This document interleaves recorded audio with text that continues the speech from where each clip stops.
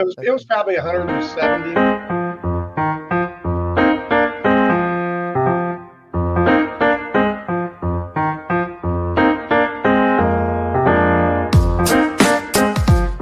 Hi, I'm Eric Sabri, your Wayne County Treasurer.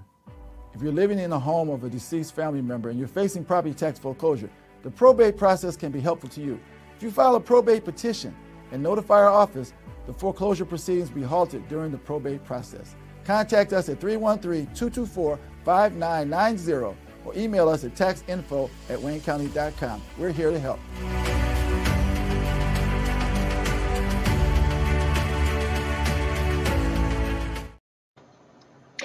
Good morning, everybody, and welcome to another episode of The Week That Was. I'm Saeed Khan, and for those of you who've been in the Metro Detroit area this past week, you know it has been sweltering when it comes to the temperature and the climate. Well, I think the news cycle this week has been equally hot.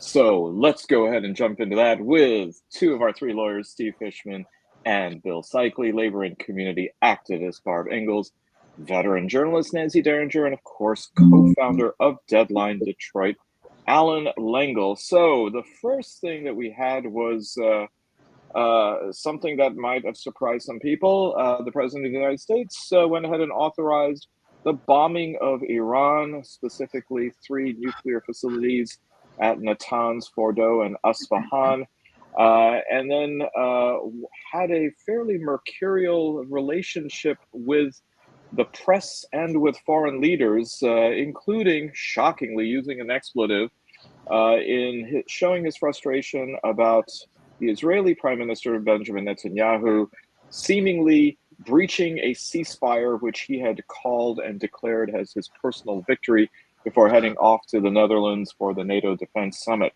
A lot going on regarding Iran, but it seems as though, as of right now, whatever that ceasefire is or was, has been holding. There are no open hostilities between Iran and Israel. Thoughts about this particular episode in the Middle East? Steve. Well, I think there are a ton of thoughts. The first thing I wanted to cite was Ehud Barak, former Prime Minister of Israel, most decorated soldier in the history of the Israeli army, many years ago said that you have to consider 3 things when you're going to do something along the lines militarily.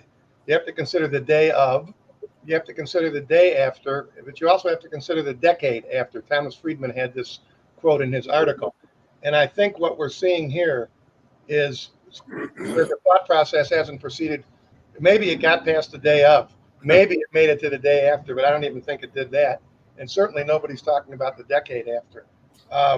I find the most incredible thing, and I have to tell you guys, when they first did it, I didn't care what Trump said because we know he's a pathological liar. The first thing I wanted to know was, did it actually work? Did these bunker-busting bombs really destroy all of Iran's nuclear capability? I was highly doubtful that that's what happened, particularly because our brilliant president can't keep his fucking mouth shut and had been announcing he was mulling this over. Do they really think if someone was telling you they're going to kick your ass on Roselawn and 7 Mile for 4 days, you might start getting ready for the next time you see that guy. You better get your hands up. That has got to be the most Mumford reference we've had on the show. So my point being that, to me, before you can even begin to assess what's actually going to go on, you have to have some knowledge of how effective it was. And then for the President of the United States and actually his own Secretary of Defense to say that the analysis by our own Defense Department is full of shit, they don't know what they're talking about. That to me is just beyond my comprehension. And I don't think we know, any of us. Maybe Netanyahu knows, maybe the Iranians know. They should have a better idea, but none of us know. And this includes, by the way, not surprisingly, I've contacted my Israeli sister, of course, because she's ducking into bomb shelters constantly. And she says, as an Israeli, reading papers in 2 languages, English and Hebrew, right? She and her friends, they don't feel like they know any more than we do sitting here in Detroit or somebody sitting in India knows, because there's no way, given all of this conflicting information and everybody feeling free to say whatever they want and then to shit all over the next guy, we really don't know. So Barak's admonition, it seems to me, is pretty resounding. That's probably why Friedman quoted it in his article. Bill, before I go to you, I mean, there's a question that I guess gnaws at me that seems not to be on the table. And that was whether or not it was appropriate for the United States to bomb a sovereign country that hadn't actually threatened us in any way, shape, or form other than the rhetorical. And it seems as though that is just simply not. I mean, we've moved beyond even considering that in the media. We have moved beyond that when we look at policymakers and politicians, and even in the court of public opinion. That does this idea of attacking a country in what has to be seen as the Minority Report version of preemption. I mean, this would be, and I'll go ahead and use an example that Allan and Steve, forgive me if I'm misusing it. This is kind of putting on a condom during your bar mitzvah and waiting for high school graduation or the prom. We're a little bit early, aren't we? A little prophylactic action. I was at Lawton in Chicago at the time. I don't remember having any condoms while I was doing the Haftarah, but maybe I did. Okay. Steve, you're ruining your reputation. Actually, Saeed, you just proved the old adage that great minds think alike, and occasionally so do we, because that's exactly where I was going. First of all, I agree with everything Steve said. Second, what I was going to say is I think that the one thing that nobody has paid attention to is what has happened to all senses of political norm. Look at, we're outraged about Russia going into Ukraine. But we don't have any problem going into, and bombing the shit out of another country. And look, I have mixed emotions about the idea of taking out their nuclear program. I'm not particularly nuts about that nuclear program. But there are ways to do it. There are right ways to do it, and there's wrong ways to do it. We had no coalition except with the state of Israel. And look, you want to talk about somebody who's not all that credible? I hate this connection between Netanyahu and Trump, and I hate the way that they're playing it. But how do we then say we have these core principles that we believe in, that we believe in sovereignty, that, why shouldn't Mexico take Texas over again? It's just ridiculous that we're not asking these core questions. Question, Bill, the answer to the question is because Mexico doesn't want Bill Abbott to come along with it, or Ted Cruz. Well, Greg Abbott, sorry. Okay, maybe California. Maybe they want to take back California, which might make more sense. But we've always claimed that we stand for these basic principles. And it's very hard to say that you believe in the sovereignty of nations, that you believe in the sanctity of systems, and then completely ignore them and say, well, of course those rules don't apply to us, which is what Trump has done at every level of our system. Every level. I think, consistent with what Bill just said, there are other ways to do it. We had another way to do it. We did it in 2015. We had a deal as far as all the inspectors were all over them. Look, nobody is apologizing for the Iranian regime. Nobody pretends that more than 15% of the public there supports that. But that's neither here nor there when it comes to this issue. We had the deal. This guy came in 2018, 16, whatever it was, explodes the deal. And then what are they sitting around talking about now in 2025? God, maybe we should go and make a deal. We had a goddamn deal. And what's the most sickening thing about this is that this guy, we all know he talks out of two sides of his mouth, but sometimes I wonder if he even recognizes, because he has a criminal mind, what he's actually saying out of two sides of his mouth. And that, to me, is one of the saddest things about this. There was a deal in place. It was working. And all of a sudden, Bibi was bitching and bitching and bitching. Fine. And he was predicting, what was it that you showed last week, Alan? When he was predicting there were 2 weeks from the bomb, that was 2012, right? He was predicting it. Right. And we had a deal, and now we have no deal. So, yep. And Trump's new program has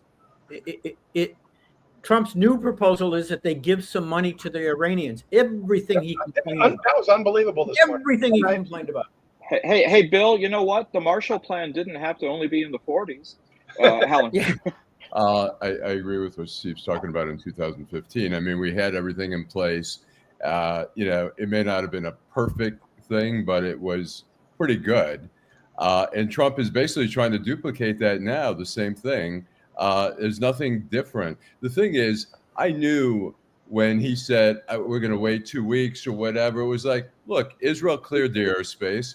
He was going to trot in there, drop the bombs, and take credit for destroying the whole thing. But the reality is, as Steve said, you prepare when you keep telegraphing that you're going to be doing it. The Iranians are smart enough to figure out, maybe the places where the uranium was being held was all, messed up and bombed and stuff like that. But that doesn't mean the capabilities have been diminished. And so they don't have the uranium. That they didn't save some of the highly enriched uranium. Military grade. So we've got a video. So here's a theory, Bill. The window that Trump was providing, it's clearly known that for the Israelis, they don't want the Iranians to even enrich uranium, or the Iranians to enrich uranium. For Trump, the negotiations were that he doesn't want weaponization, but he doesn't have a problem with enrichment. So did Trump signal to the Iranians by giving them this idea that I'm going to think about it, cover and time to move the stockpile of highly enriched uranium away from these sites? And I think, Allan, your video might shed light to that. All right, let's see here. I'd like to say a word, if I may, Dana, about Jennifer Griffin, who was attacked by the defense secretary today, an attack she certainly, in my view, did not deserve. Her professionalism, her knowledge, and her experience at the Pentagon is unmatched. That I've seen that suggests that we didn't hit exactly what we wanted to hit in those locations. That's not the question, though. It's about highly enriched uranium. Do you have certainty that all the highly enriched uranium was inside the Fordo Mountain, or some of it, because there were satellite photos that showed more than a dozen trucks there 2 days in advance? Are you certain none of that highly enriched uranium was moved? Of course, we're watching every single aspect, but Jennifer, you've been about the worst, the one who misrepresents the most intentionally. What the president says. I'm familiar. Report about the ventilation shafts on Saturday night. And in fact, I was the first to describe the B-2 bombers, the refueling, the entire mission with great accuracy. So I take issue with that. I appreciate you acknowledging that this was the first the most successful mission based on operational security that this department has done since you've been here. And I appreciate that. If you've ever known an alcoholic in your life, that is an alcoholic.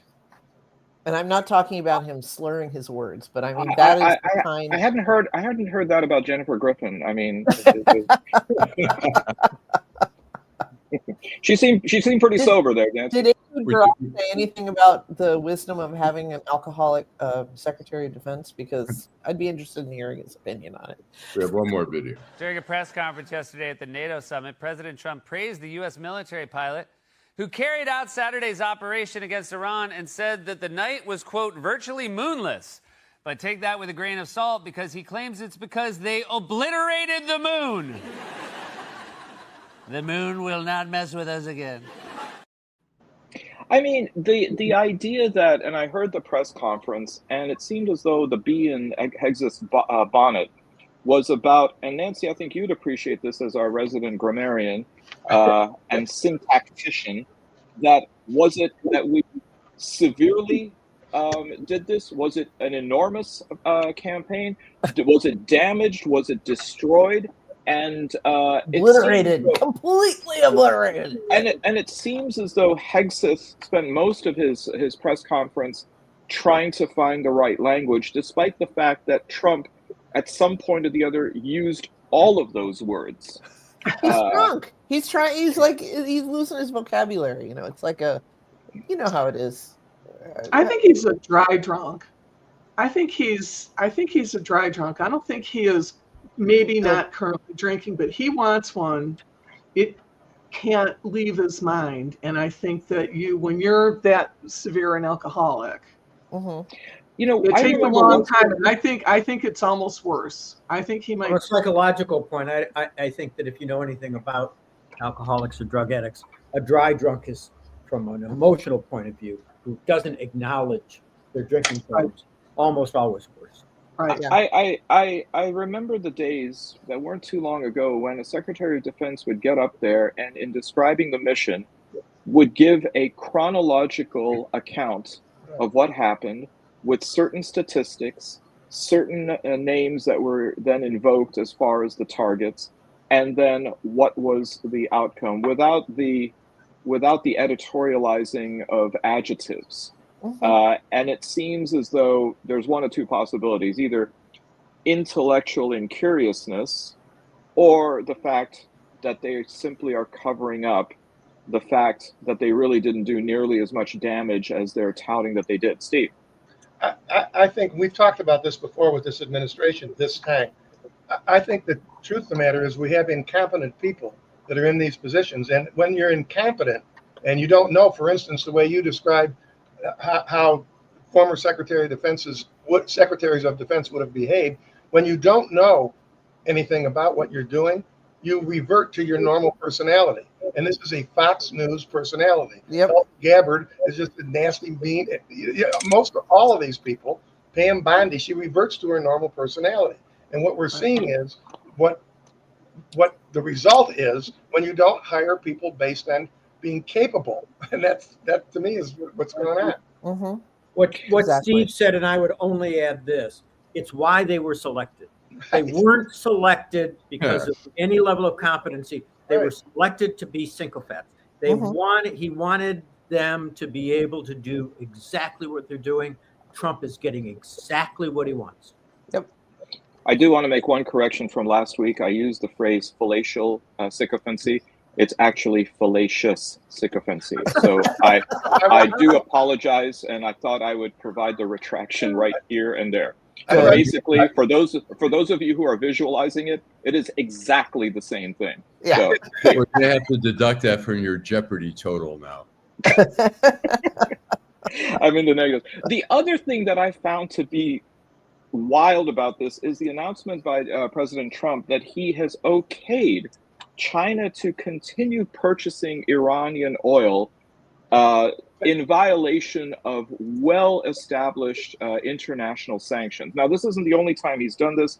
He's also done this with India, allowing India to refine Russian oil despite the sanctions on Moscow regarding its actions in the Ukraine. Why the fallacious sycophancy to China, do we think? Steve? Oh, no kings in America. No, he's being a king. Yeah, exactly. Think of what he's saying. He's allowing two other countries to do something. He's allowing the Chinese. Who the fuck is he? He's the president of the United States. He's not. Forget the king. He's the emperor of the world, is the way he makes it sound. Like he can just boss people around. Those guys, the Chinese, they must be laughing their butts off at home. I mean, these are some tough people. I mean, look at the stuff they do to their own people, for God's sake. These are not little punks that you're going to see, walking around. A guy like Trump, for instance, who had bone spurs. These are very tough people you're talking about. And he's sitting there saying he's allowing them. They got to be laughing their butt off, to me. Yeah.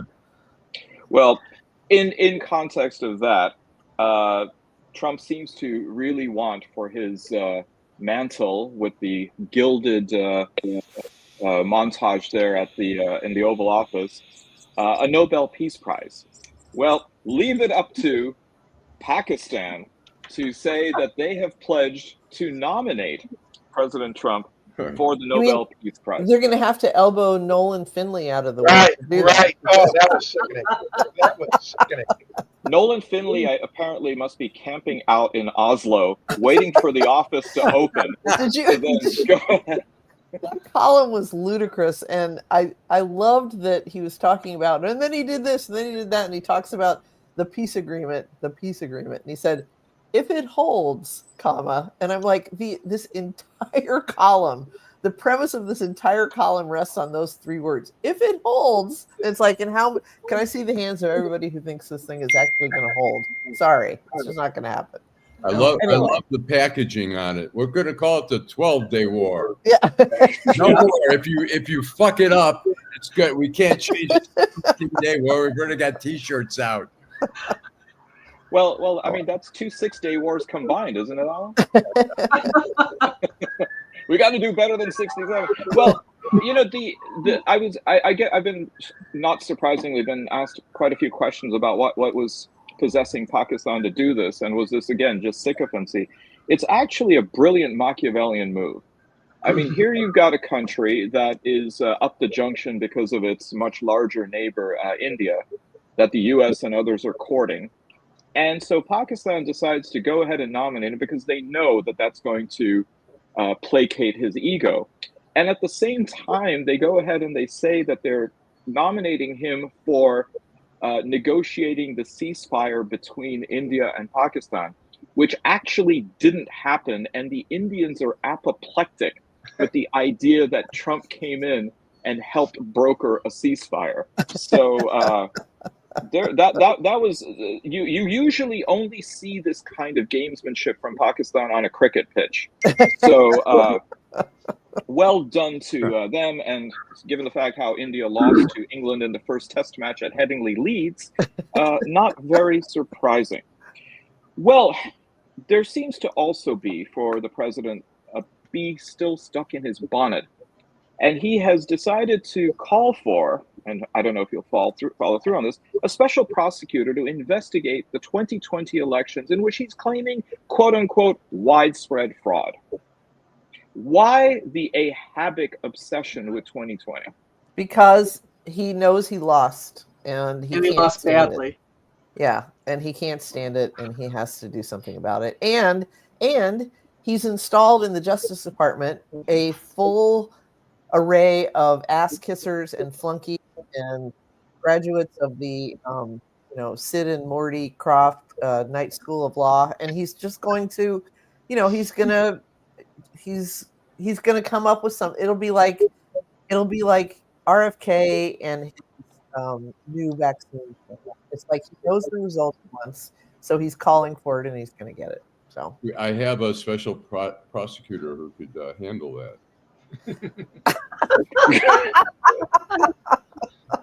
That is a blast from the past. Yeah. It has just been way too long since we've seen that, and I've almost cleared it from my memory. Right. Or Alan really wants a hand on that. I don't know. Okay, so today is the penultimate day for decisions to come down from the Supreme Court of the United States. And I suppose they, depending on your perspective, they either didn't disappoint or they severely disappointed. 2 cases I thought of note. One, to look at the glass half empty, in a 6-3 rule holding in Kennedy versus Braidwood Management, the Supreme Court has held and preserved an aspect of the Affordable Care Act, known as Obamacare, that allows for preventative services or requires preventative services to be maintained. The lawsuit was brought by a conservative Christian organization which objected to the fact that according to the ACA, they would be obliged to provide preventative care medications, including for things like HIV, AIDS, etc. Thoughts about this particular case? And I mean, these are just hot off the presses, so I'm sure even Bill, with his incredible dedication to reading Supreme Court decisions, that would be a little bit even above and beyond the call of duty. Well, actually, since it just came out, I haven't been able to read anything. But this opinion shouldn't have been surprising to anybody. Can you imagine them trying to parse this out? Even if the conservative judges wanted to go that way, could you imagine them trying to figure out which would have violated some religious right and which didn't? What, only gay people get HIV? Right. We know that's not true. I had a hemophiliac cousin who died of it. So, and lots of other people do too, including children, by the way. And Arthur Ashe. Yeah. Well, you know, all this religious, you know, based stuff. I always tell people, I say, you think God's that big of a bigot? You think or do you think he just fucked up and didn't make everyone perfect and is leaving it up to the other people to make sure that they, you know, eviscerate them, remove them from the earth, and correct God's mistakes? Yeah, the latter. The latter part. Go ahead. Sorry. The I most have use of the word Christian. I was just going to say, I think know anything about Jesus. There have been so many horrible things that we've learned about each other in the last, I mean, since the golden escalator. But one of the worst has been, and I mean, I speak as a person who was raised Catholic, hasn't gone to church for other than a wedding and a funeral in years, and, you know, but still retains kind of that core that I was taught in catechism class and by the example of my parents of what constitutes a good person, what constitutes morality. Granted, I swear too much, I sin all the time, but never mind that. I'm still a good person. But the revelation of these institutional attitudes in many Christian churches, institutional stances in these Christian denominations has been horrifying. You know, I mean, who would have ever thought we'd hear Christians arguing against empathy? You know, and that's like a big argument. Empathy is a bad thing. You know, there's somebody just published a book about this. It's appalling and it's saddening. And, you know, when we were talking about the Supreme Court, when I read this thing about no national injunctions, it's like, I guess we're just going to fracture into a series of city-states and, you know, regions like Italy before they unified in 1861. I mean, I don't know what the... 70. Excuse me? 1870? 1861, I think. Because I remember I was in Italy last year and I remember... About two people I would not get in a debate with. But it stuck in my head because it was it was like, oh, that was the first year of the American Civil War. It's okay. But... I'm using the Hebrew calendar. Okay. So anyway, it's appalling. Sorry, Barb. Right. We live in a country where the Christians supported keeping a dead woman alive in order to harvest a 1-pound fetus. Right.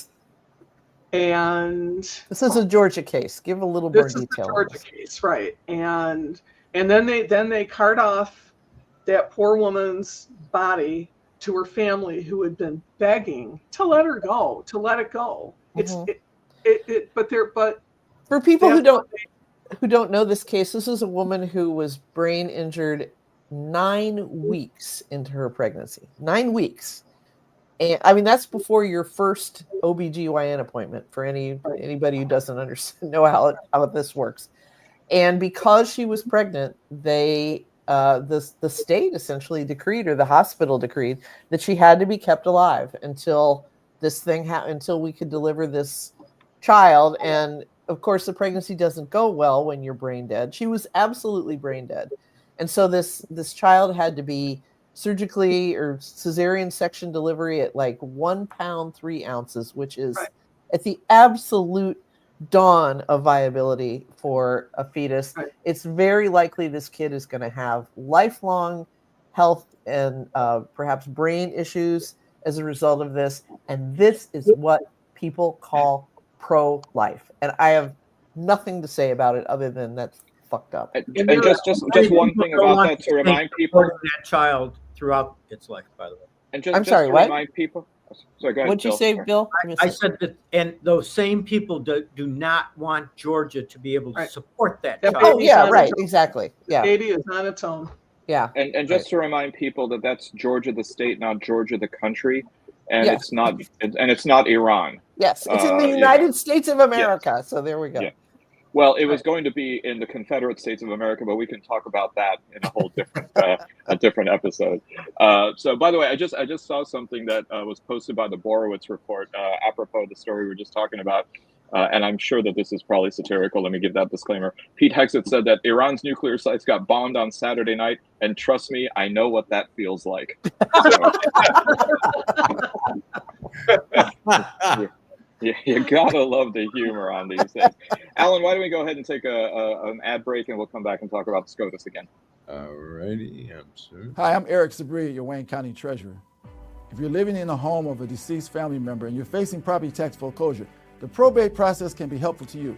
If you file a probate petition and notify our office, the foreclosure proceedings will be halted during the probate process. Contact us at 313-224-5990 or email us at taxinfo@waynecounty.com. We're here to help.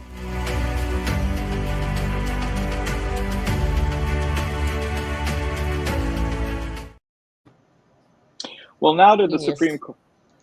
I made Now genius while during the break, so there you go. It was a hard one today. Well, now for the case from the Supreme Court that came down today that explains why Bill is looking as doleful as he is. He didn't always look this way. After all, he seemed much more optimistic in the 60s, right, Alan? Oh, no. Oh, no! Oh, no. I had looked up 1861. I knew she was right. I didn't even say it. Oh, right. Look at that. He's got his whole life in front of him. By the way, Joel Perkins just sent us a photo for the next time he comes on. I bet that's good. Yeah. Okay. That will be good. I want one from Ratai. Oh, boy.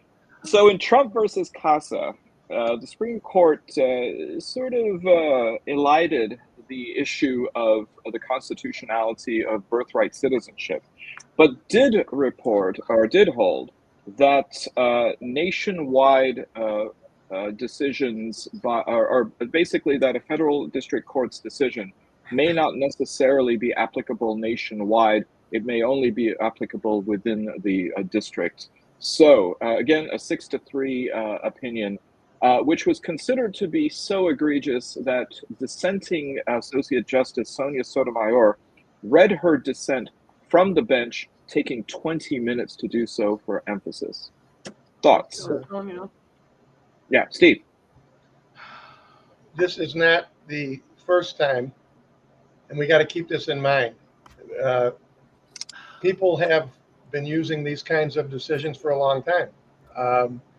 And I read Justice Barrett's, I didn't read the whole thing, of course, but I read a summary of what she was trying to say, and it sounded like the kind of dancing on nails that she is willing to do.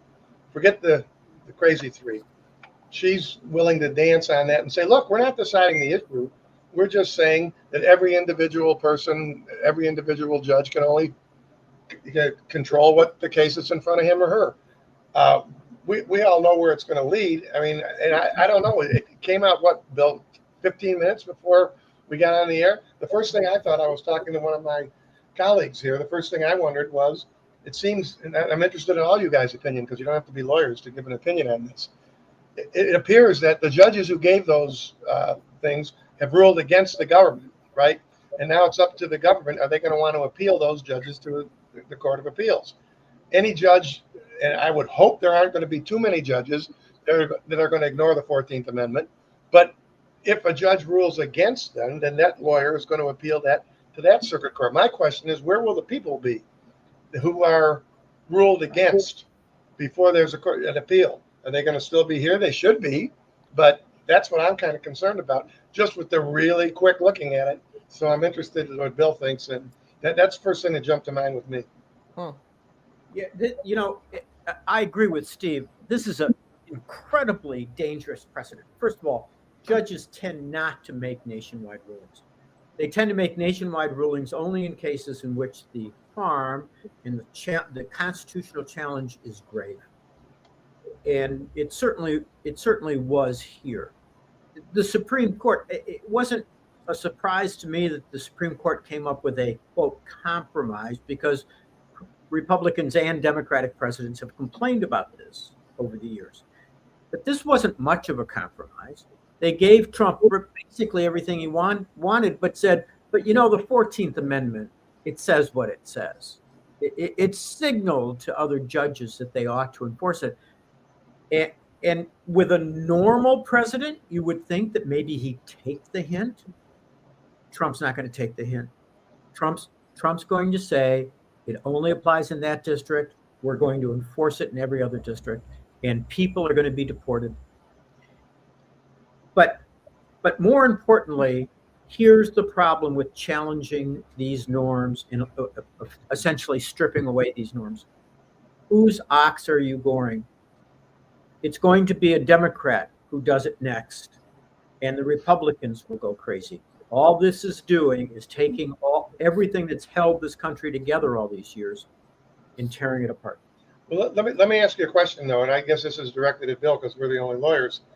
What percentage of the judges, of the district judges in this country, are going to be willing? We know about the guy down in Texas, obviously, but I mean, of the normal district court judges, including those appointed by Trump, what percentage are really going to follow the oddball theory that they've come up with to justify? What percentage do you think will do that, Bill? Perhaps few, but here's the problem. The Justice Department has become so good at judge shopping. They take all these cases down to Louisiana to this nut who will do anything they ask for. And what I'm afraid of is that that's what's going to happen. They'll do judicial shopping. When you're the Justice Department, and Steve, if anybody knows this, you do. Getting into a pissing contest with the Justice Department is not the easiest thing to do in the world. And if you've got a corrupt Justice Department, you are in real trouble. They can do judicial shopping in ways that no other civil or defense attorney, or criminal defense attorney can do. But you're right, 100% right of what you said about their ability to do that. But they will still need the accomplice of the district court judge that they go to. And I'm just wondering, I don't know. I just wonder because you essentially, for a district court judge, and I know there's whores out there, but for somebody to do this, they really have to sneer at the Constitution and sneer at the law. And, there've been a lot of our federal judges who appointed by Trump, even appointed by Reagan, appointed by Republicans, who have stood up for the law. It'll be fascinating to see how many of these judges are really willing to throw their entire integrity in the wastebasket and go along with it. Steve, I agree with you, but here's what concerns me. A number of Supreme Court justices seem willing to do it. Yeah. Right. I agree with you. So I hear you. The number may be small, but the damage that they can do will be great. Agreed. So let's take the example of the Texas judge. I mean, in a sense, this serves as a bit of a check and balance on his ability to assert his authority nationwide. Right. And at the same time, from what I understand, that when you do have a conflict at the next level, at the appellate level, that different circuits will go ahead and have a disagreement. It then gets kicked up anyway to the Supreme Court. Now, I know that sounds a little bit normative and says, well, there is a system that works, and ostensibly if the Supreme Court isn't corrupt or biased, where public confidence is very low right now in SCOTUS, the system would work. But from a practical standpoint, is that even something, as Bill, you were alluding to, is really going to work given the costs and given the time frame and the urgency of sometimes some of these decisions and how they need to be applied? Well, you're right, Saeed. I mean, and here's the problem. Remember this old expression that nobody seems to remember anymore, checks and balances? Mm-hmm. When there were checks and balances, there was an equilibrium that was created. We're not going to act until the process works itself out. The administration would hold off until the courts had decided. When everybody's following the king's rulings, then the system just doesn't work, and it's the lack of checks and balances that create this problem. Yeah. All right. Well, there was an election this week in New York. There was the mayoral primary, and a Queens council or assemblyman by the name of Zoran Mamdani won in what some consider to be quite a shocking upset over former New York State Governor Andrew Cuomo. And given the way that there is ranked voting in New York City, apparently he did not need to rely on that. He outright won the primary and will face incumbent Eric Adams and whomever else wants to run as an independent. seems as though this is a shockwave. And Alan, I think we've got a video on this. Wow. Take a look at this map. Mamdani won decisively in Manhattan, Brooklyn, and Queens, while Andrew Cuomo won Staten Island, the Bronx, and the secret sixth borough of Groper's Island. I mean, so I think it's important to remember that Cuomo spent $25 million between him and his super PAC trying to undermine Mamdani. In a show of quite heartwarming solidarity, Bill Clinton endorsed Andrew Cuomo because, after all, ilk has something to do with it. But despite that, we find that there is now an interesting pivot. It looks like New York Senator Chuck Schumer and New York Congressman Gerald Nadler both endorsed Mamdani. Both of them are part of the Democratic establishment, whereas Mamdani is a Democratic socialist. And perhaps as part of the discourse on this, both of them happen to be Jewish. And this, of course, is very pertinent given some of the allegations and accusations that have been slung against Mamdani of allegedly being anti-Semitic or not sufficiently supportive of Israel. This seems as though it's going to be quite an interesting election coming up in November. And there's no guarantee that Mamdani will, of course, necessarily prevail in the general elections. But is it a bellwether more nationally about the Democratic establishment soul searching about this kind of movement, especially the energizing that Mamdani was able to do at a grassroots level, particularly with the youth? Simplify that question and ask it one more time.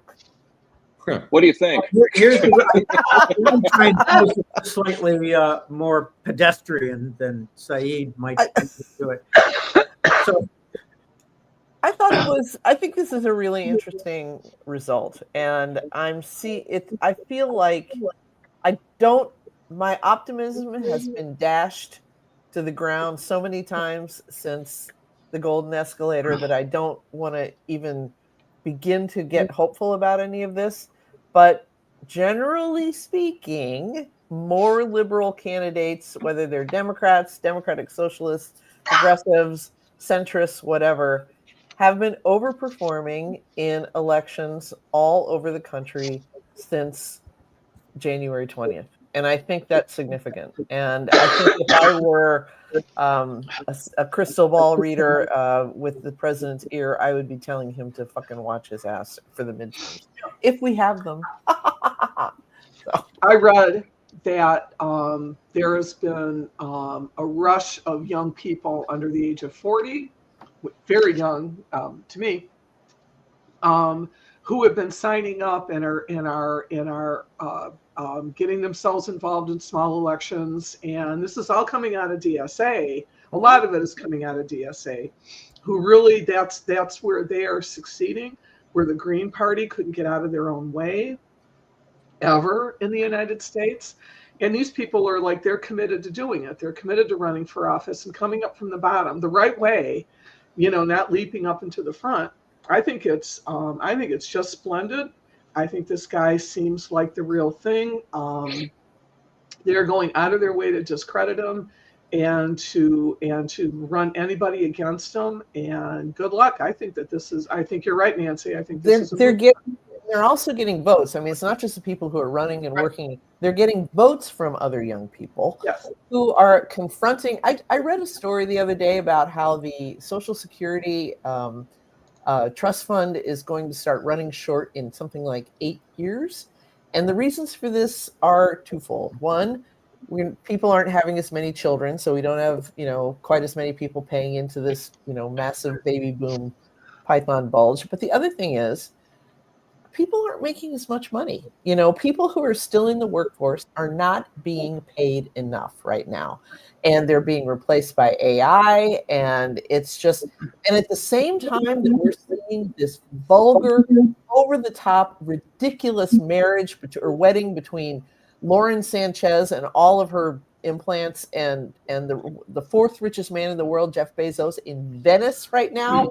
I mean, I have to hope that there might be a tipping point where we could take just the really radical step of maybe slightly increasing the cap at which your Social Security contributions top out, we can solve this problem pretty easily. But I think young people are pissed, and I think we're going to start hearing. Well, Nancy, I got God on the line, and apparently he heard you, because a torrential downpour cut short the pre-wedding party in Venice. Oh, that is hilarious! Thank you. I'm so all the Kardashians, Ivanka and Jared and Oprah and Gayle King, all got rained on. Good. So, yes. Saeed, that was excellent. I want to give my pedestrian version of Saeed's question. Can a young Bernie Sanders get elected?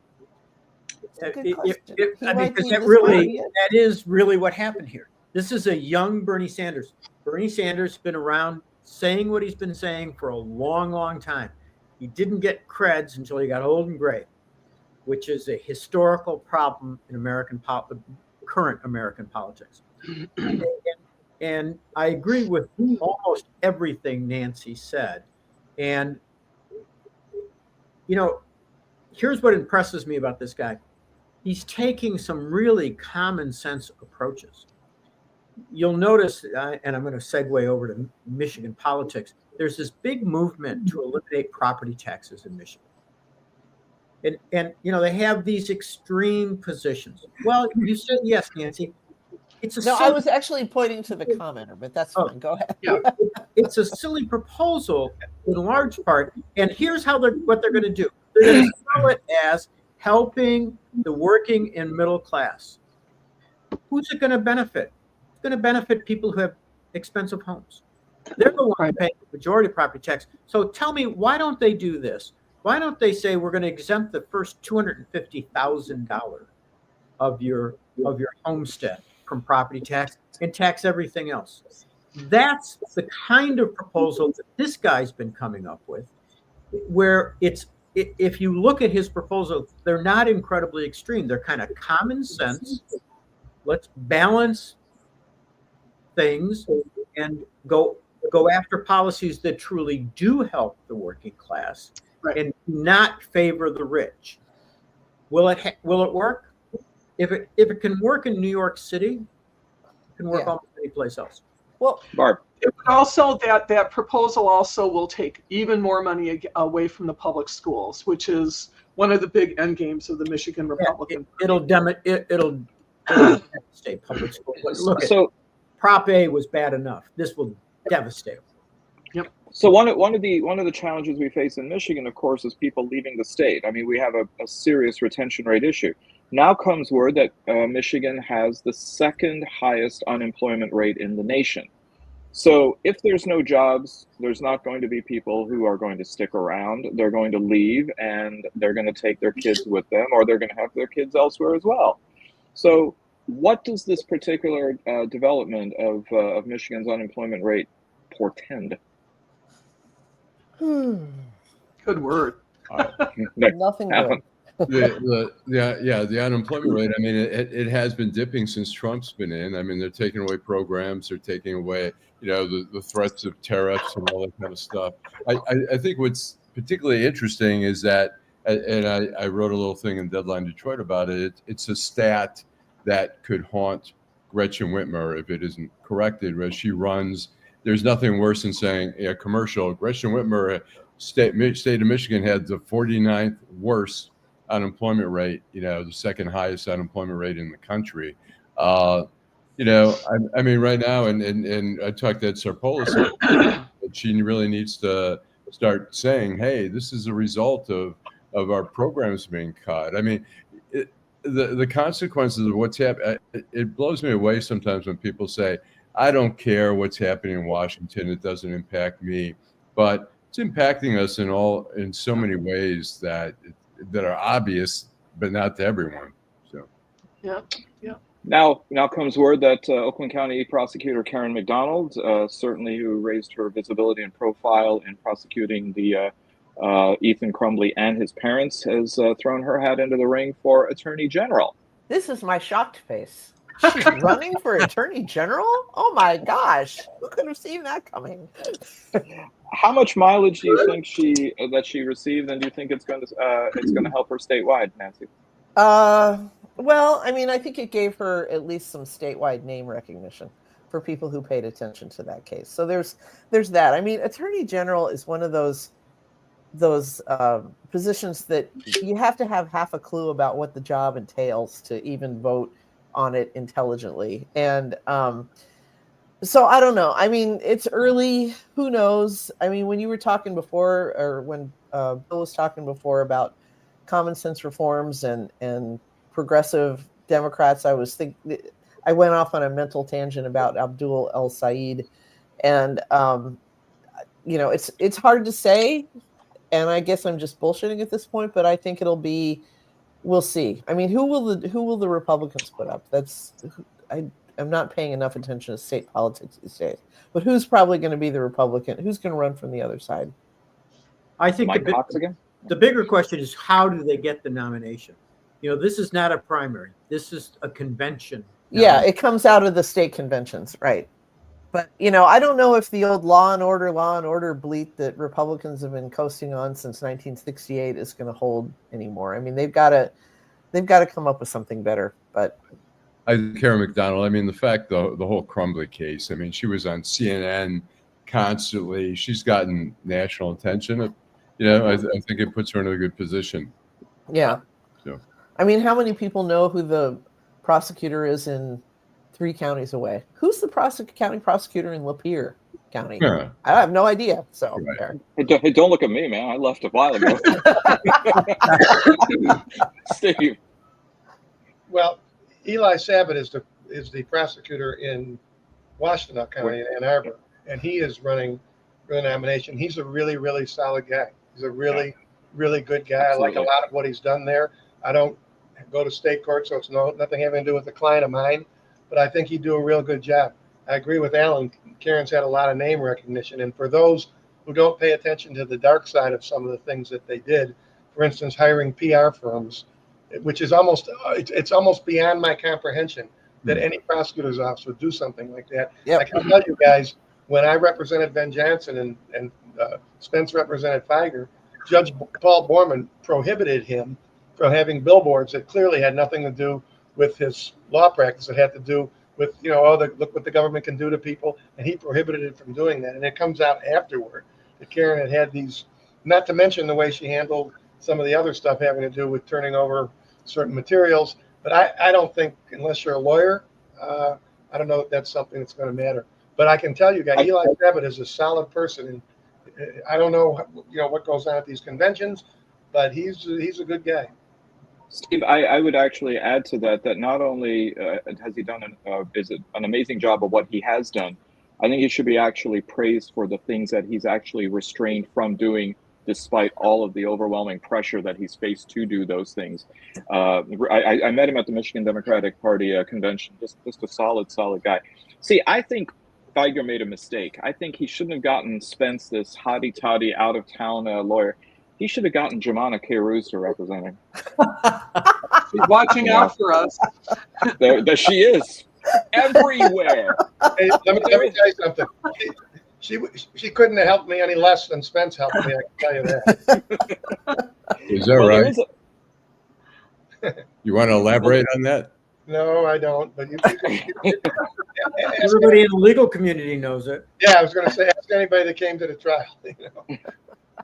Well, you were, so we can ask you, right? Yeah. Well, there was a lot of work. Let's put it that way. Well, there is a lawsuit that's making its way through, and it has been filed against the University of Michigan Law Review by the faculty, alumni, and students opposed to racial preference, which I guess would be FASORP, if you're looking at the acronym, claiming that the U of M law, or Michigan Law Review, I should say, discriminates against white males. That straight white males. Straight white males. That's right. I should have. They never get a break. Really? They never, ever get a break. I'm going to cry. The organization represents 3 unnamed tenure or tenure-track white male heterosexual law professors who submitted articles that were rejected by the Michigan Law Review because obviously they were entitled to be accepted by the Law Review, supposedly. So, thoughts on this? Is this just going to be a nothing burger, or is it going to probably make its way all the way up to SCOTUS again? Oh, in this day and age, I would never say this is a nothing burger. Okay. They have the wind at their backs, and they feel like this is something that they can probably win. But the real question to me is, it's hard for me to believe, kind of what Barb was laughing about before, how rough it is. I cannot imagine standing in front of a judge making an argument like that. Yeah, neither straight white males have been discriminated against. How were they doing in the South before the Civil War? Were they being discriminated against when they were hanging black people from trees, when black people couldn't vote, when black people were slaves? Straight white males had it really rough.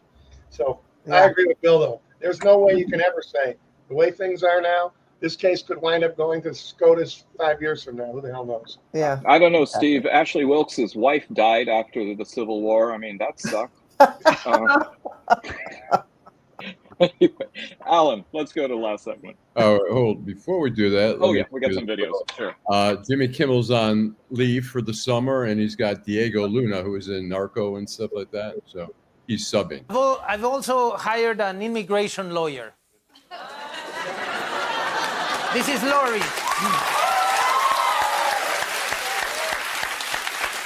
She's going to listen to my monologue and tell me if I go too hard on Trump or the MAGA universe in general. Let's test it out, Lori. Mm-hmm. Is that okay? Yeah. Do we have any Trump jokes laying around? Oh, yeah. Knock, knock. Eyes, everybody, hide! Yeah, that one's okay. Yeah? Okay, let's try another one. Why does Donald Trump want to screw immigrants? Why? Because the one he married won't screw him. I could see that punchline coming like from blocks down the road. Said this week that the 19-year-old Doge staffer nicknamed Big Balls has left the administration. At this rate, it won't be long before they're down to just no balls and weird balls. By the way, Alan, before we cut to the last segment, I do want to just make one recognition. This week we lost Bill Moyers, the journalist. Yep. I thought it's important to go ahead and mention him. Once upon a time when you saw journalism like that as being the norm, as opposed to the unfortunate exception to the rule. So, and we do have a couple photos that provided by Steve Fishman who can explain these. Can you guys pick me out of that picture? Steve, I think you need to bring back the V-neck. It really looked good on you back there. There's the fish there too. Are you into that young? The way you've been doing to poor Bill, you keep showing that same picture. I figured I'd go back even further than that. That was high school. I'm glad you guys could pick me out, though, the team photo. That shows. Right. Really good. It's hard. You're in the back left, right, Steve? Downtown Detroit, Robert World, Schmuck of the Week. All right, Barb, who's your schmuck? I have a couple. Jeff Bezos and his disgusting blow up doll so completely tasteless, and I'm so glad that they got rained on, and I'm just wondering if all those fake boobs will melt. You know, there was a picture there was a picture of like Gayle King and Oprah Winfrey and Kim Kardashian and Lauren Sanchez, and they look like Bezos heads in their dresses, little bald. But my schmuck is Tom Hooman, who is complaining, and I'm sorry if anybody sent death threats to his wife, although her lack of taste. But really, who Tom Hooman? They're in California. They're just like with a shovel picking people up. They're grabbing people. They don't care. They're just dragging people and they're throwing them into God knows where. and we're supposed to feel bad that he has to live away from his wife. I do not feel bad. I hope that his life gets worse every single day with every breath he takes, with everything that he does. So he is my schmuck this week. In Arizona, they accidentally arrested a deputy marshal's immigration officer. I mean, it's insane. He is a man who truly has the face he deserves. You know, Huh. that you can tell that he has. Yeah, exactly. Barb, was it ever verified that he hadn't sent the threats into her because she didn't make him turkey pot pie? No one said anything. Okay, all right, just checking. There was a Breakfast Club reference in there somewhere. Yep. Bill. I have a trioca of tellers of tall tales. Huh. You like that?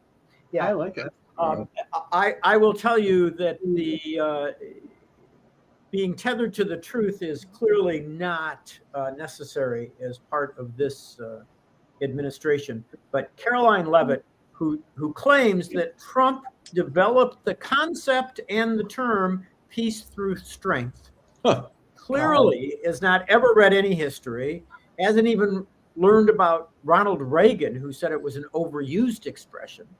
But that one was amazing. Vice President Vance, who talk about no norms, who said that the difference between Trump's actions this week in unilaterally bombing a sovereign nation and what prior presidents have done is that prior presidents were dumb and Trump is smart. Heaven forbid. And then President Trump coming out the day that of the bombing, or within 24 hours of the bombing, and said that we had obliterated the nuclear program in Iran, where clearly anybody who knows anything about this stuff knows it is impossible to know that within 24 hours. It is simply impossible to know that without having an assessment, a thorough assessment done. They're untethered to the truth. They are tellers of tall tales. Those are my trioca of tellers this week. Bill, I think the exact thing that Vance said, he said, he's smart. He's not dumb like everybody says. He's smart. Anyway. I'm smart. Here's to you, Fredo. Well, did anyone else find it a little bit weird that when the president addressed the American people and the world to announce this, he was accompanied and flanked by the vice president, the secretary of state, the secretary of defense, but no chairman of the Joint Chiefs of Staff? I don't know. I found that we to don't be need that anymore. Or the national security, what's her name? Director of National Intelligence. Yeah, Director of National Intelligence. Yeah. She's still in a timeout. So Tulsi Gabbard. Standing in the corner, nose to the door. Well, before I get to the schmuck of the week, I'm the luckiest person of the week because this evening, my wife and I are having dinner with Bill and Joni Seikaly. Wow. Yeah, better than that. Bill, let us know. Where's it going to be? In a restaurant or in a private home? No. We don't cook. What do you cook? What do you cook? You go to a restaurant if you want to have dinner. You got to have some Camus to drink. Okay. My schmuck of the week, I think he's liable to be my schmuck of forever. I have said on this show before, and this week's activities have proven to me that the worst appointee of all of his shitty appointees is Robert F. Kennedy Jr. Okay? And my schmuck of the week is what I want to refer to as Dr. Bill Cassidy, not Senator Bill Cassidy, because he's the one who fell hook, line, and sinker for a man who's a pathological liar. He knew goddamn well what he was doing when he did it, and now he's still buying into this same crap. Oh, well, he told me he would consult with me. Well, maybe we can talk now. So as far as I'm concerned, as long as RFK Jr. is the Secretary of Health, whatever it's called, the schmuck of the week every week is Senator Cassidy. I would agree. Hey, Steve, could you help us with the etymology of the word Camus? The etymology of the word Camus, I'm going to tell you real quickly. Camus, of course, is very fine Cabernet Sauvignon. When my son and daughter-in-law got a dog, they didn't know what to name the dog, and I said, why don't you just name him Camus? In the neighborhood in which they live, it's a middle-class neighborhood. They're not rich kids. And they walk around, and the older people will say, what's the name of the dog? And he'll say, Camus, and they'll go, what's that? Some of them will. The ones who have a few more dollars, they say, what are young people like you doing having a dog named Camus? See, I thought it was like a Yiddish word for, libation. And I do believe it's pronounced Camus, but anyway. Can we crash for the dessert course? How I want to be there for drinks. You live far away as North Dakota from where we're going to be eating dinner in Southfield. Are you kidding? Okay. We're narrowing it down. Okay. Well, it is narrowing down. I can't get the goddamn line up there. I think by the time we go around the horn, I think we should. So, all right, Nancy. Well, I'm so dispirited by the Supreme Court that I'm giving it to the handmaid, the drunk, the lunatic, the henpecked lunatic, the hand wringer, and Clarence Thomas. It's just the six schmucks of the conservative majority. It's just we're gonna end up. I really feel every week it gets worse, and I feel like it's the idea that they could essentially throw a match onto this tinder dry country and then all go on vacation until the first Monday in October just kills me. But that's what they've done. So, okay. Who did you say was friend of Squee? What was a attribution you gave him? He's the drunk. Oh, yeah. Okay. It's the handmaid, the drunk, the lunatic, the henpecked lunatic, the hand wringer, and Alito. So, Thomas. Yeah. Thomas. Oh, okay, got it. Allan. So. By the way, Steve Fishman's raising the point of next Friday, or Friday is July 4th. So I guess we'll figure out what something. But anyways, I have two. Michigan State Police for, first of all, letting Ted Nugent was at the state capitol testify. He walked through the metal detector and he went right through, and they didn't notice that there was something wrong till afterwards. He testified about the DNR there, and one of the state reps notified the police and said, hey, this guy has a gun, and they waited till he was done testifying, and now they're going to investigate how this happened, that he was able to bring a gun in, which is illegal to bring a gun into the Capitol. The other one is John James, who's just totally clueless. He posted a thing this morning on X with him and his two boys on some lake, and he wrote, I see you've found God's country. Please tell your Republican voting friends how wonderful it is. Please don't tell your Democrat socialist friends about it at all.